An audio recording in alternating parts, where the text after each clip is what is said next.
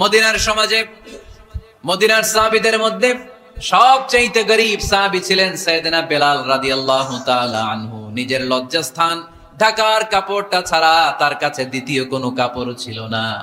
সকালে যদি খাবার পেত, দুপুরে খাবার ছিল না, দুপুরে পেলে রাতের জন্য ছিল না, আজকে খাবার থাকলে কালকে নাই। মদিনার সবচাইতে গরীব সাহাবী বেলাল রাদিয়াল্লাহু তাআলা আনহু, লজ্জাস্থান ঢাকার জন্য শুধু একটা জামা ছিল, গায়ে দেওয়ার মতো কোনো জামা নাই। এই সাহাবীর মতো গরীব কোন সাহাবী মদিনার জমিনে নাই।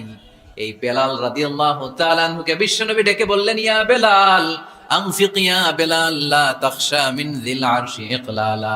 ও বেলাল, আল্লাহর রাস্তায় দান করো, কারণ আমার আল্লাহর ধনভাণ্ডারের কমতি নাই। সাইয়েদনা বেলাল রাদিয়াল্লাহু তাআলা আনহু সবচেয়ে গরীব। শুনতেছেন? বুঝতেছেন? সবচেয়ে গরীব।